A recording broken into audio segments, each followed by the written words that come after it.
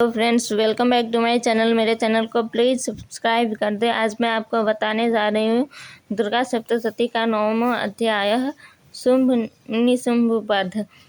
मैं अर्धनारीश्वर के श्री विग्रह की निरंतर शरण लेता हूँ। उसका वर्ण बंधुक पुष्प और सुवर्ण के समान रक्त पीत मिश्रित है। वह अपनी भुजाओं में सुंदर अक्षमाला, पाश, अंकुश और भरत मुद्रा धारण करता है। अर्धचंद्र उसका आभूषण है तथा वह 3 नेत्रों से सुशोभित है। राजा ने कहा, भगवान, आपने रक्त बीज के वध से संबंध रखने वाला देवी चरित्र का यह अद्भुत महात्म्य मुझे बतलाया। अब रक्त बीज के मारे जाने पर अत्यंत क्रोध में भरे हुए शुंभ और निशुंभ जो कर्म किया उसे मैं सुनना चाहता हूँ। ऋषि कहते हैं, राजन, युद्ध में रक्त बीज तथा अन्य दैत्यों के मारे जाने पर शुंभ और निशुंभ के क्रोध की सीमा न रही। अपनी विशाल सेना इस प्रकार मारी जाती देख निशुंभ अमरस में भरकर देवी की ओर दौड़ा। उसके साथ असुरों की प्रधान सेना थी। उसके आगे पीछे तथा पार्श्व भाग में बड़े बड़े असुर थे जो क्रोध से ओठ चबाते हुए देवी को मार डालने के लिए आए। महापराक्रमी शुंभ भी अपनी सेना के साथ मातृगणों से युद्ध करके क्रोधवश चंडिका को मारने के लिए आ पहुंचा। तब देवी के साथ शुंभ और निशुंभ का घोर संग्राम छिड़ गया। वे दोनों दैत्य मेघों की भांति बाणों की भयंकर वृष्टि कर रहे थे। उन दोनों के चलाए हुए बाणों को चंडिका ने अपने बाणों के समूह से तुरंत काट डाला और शस्त्र समूहों की वर्षा करके इन दोनों दैत्यपतियों के अंगों में भी चोट पहुंचाई। निशुंभ ने तीखी तलवार और चमकती हुई ढाल लेकर देवी के श्रेष्ठ वाहन सिंह के मस्तक पर प्रहार किया। अपने वाहन को चोट पहुंचने पर देवी ने क्षुरप्र नामक बाण से निशुंभ की श्रेष्ठ तलवार तुरंत ही काट डाली और उसकी ढाल को भी, जिसमें 8 चांद जड़े थे, खंड खंड कर दिया। ढाल और तलवार के कट जाने पर उस असुर ने शक्ति चलाई, किंतु सामने आने पर देवी ने चक्र से उसके भी 2 टुकड़े कर दिए। अब तो निशुंभ क्रोध से जल उठा और उस दानव ने देवी को मारने के लिए शूल उठाया, किंतु देवी ने समीप आने पर उसे भी मुक्के से मारकर चूर्ण कर दिया। तब उसने गदा घुमाकर चंडी के ऊपर चलाई, परंतु वह भी देवी के त्रिशूल से कटकर भस्म हो गई। तदनंतर दैत्यराज निशुंभ को फरसा हाथ में लेकर आते देख देवी ने बाण समूहों से घायल कर धरती पर सुला दिया।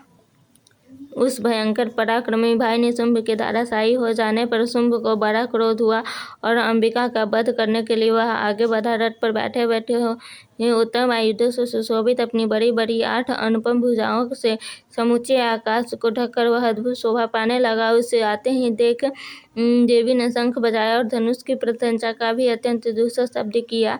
साथ ही अपने घंटे के शब्द से जो समस्त दैत्य सैनिकों का तेज नष्ट करने वाला था, संपूर्ण दिशाओं को व्याप्त कर दिया। तदनंतर सिंह ने भी अपनी दहाड़ से, जिसे सुनकर बड़े बड़े गजराजों का महान मद दूर हो जाता था, तदनंतर सिंह ने भी अपनी दहाड़ से, जिसे सुनकर बड़े बड़े गजराजों का महान मद दूर हो जाता था, आकाश, पृथ्वी और 10 दिशाओं को गुंजा दिया। फिर काली ने आकाश में उछलकर अपने दोनों हाथों से पृथ्वी पर आघात किया। उससे ऐसा भयंकर शब्द हुआ जिससे पहले के सभी शब्द शांत हो गए। तत्पश्चात शिवदूत ने दैत्यों के लिए अमंगलजनक अट्टहास किया। इन शब्दों को सुनकर समस्त असुर थर्रा उठे, किंतु शुंभ को बड़ा क्रोध हुआ। उस समय देवी ने जब शुंभ को लक्ष्य करके कहा, ओ दुरात्मन, खड़ा रह। तभी आकाश में खड़े हुए देवता बोल उठे, जय हो, जय हो। शुंभ ने वहां आकर ज्वालाओं से युक्त अत्यंत भयानक शक्ति चलाई। अग्नि में पर्वत के समान आती हुई उस शक्ति को देवी ने बड़ी भारी लूके से दूर कर दिया, हटा दिया। उस समय शुंभ के सिंहनाद से तीनों लोग गूंज उठे। राजन, उसकी प्रतिध्वनि से वज्रपात के समान भयानक शब्द हुआ, जिससे अन्य सब इन शब्दों को जीत लिया। शुंभ के चलाए हुए बाणों के देवी ने और देवी के चलाए हुए बाणों के शुंभ ने अपने भयंकर बाणों द्वारा सैकड़ों और हजारों टुकड़े कर दिए। तब क्रोध में भरी हुई चंडिका ने शुंभ को शूल से मारा। उसके आघात से मूर्छित हो वह पृथ्वी पर गिर पड़ा। इतने में ही निशुंभ को चेतना हुई और उसने धनुष हाथ में लेकर बाणों द्वारा देवी काली तथा सिंह को घायल कर डाला। फिर उस दैत्य राज से ने 10,000 बाहें बनाकर चक्रों के प्रहार से चंडिका को आच्छादित कर दिया। तब दुर्गम पीड़ा का नाश करने वाले भगवती दुर्गा ने कुपित होकर अपने बाणों से उन चक्रों तथा बाणों को काट गिराया। यह देख निशुंभ दैत्य सेना के साथ चंडिका का वध करने के लिए हाथ में गदा ले बड़े वेग से दौड़ा। उसके आते ही चंडी ने तीखी धार वाली तलवार से उसकी गदा को शीघ्र ही काट डाला। तब उसने शूल हाथ में ले लिया। देवताओं को पीड़ा देने वाले निशुंभ को शूल हाथ में लिए आते देख चंडिका ने वेग से चलाए हुए अपने शूल से उसकी छाती छेद डाली। शूल से विदीर्ण हो जाने पर उसकी छाती एक दूसरा महाबली एवं महापराक्रमी पुरुष खड़ी रह कहता हुआ निकला।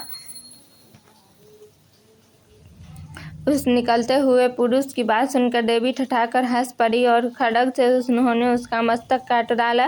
फिर तो वह पृथ्वी पर गिर पड़ा। तदनंतर सिंह अपनी डाढ़ों से असुरों की गर्दन कुचलकर खाने लगा। यह बड़ा भयंकर दृश्य था। उधर काली और शिवदूती ने भी अन्य दैत्यों का भक्षण आरंभ किया। कौमारी की शक्ति से विदीर्ण होकर कितने ही महादैत्य नष्ट हो गए। ब्रह्माणी के मंत्रपूत जल से निस्तेज होकर कितने ही भाग खड़े हुए। कितने ही दैत्य माहेश्वरी के त्रिशूल से छिन्न भिन्न हो धराशायी हो गए। वाराही के ठुठुन के आघात से कितनों का पृथ्वी पर कचूमर निकल गया।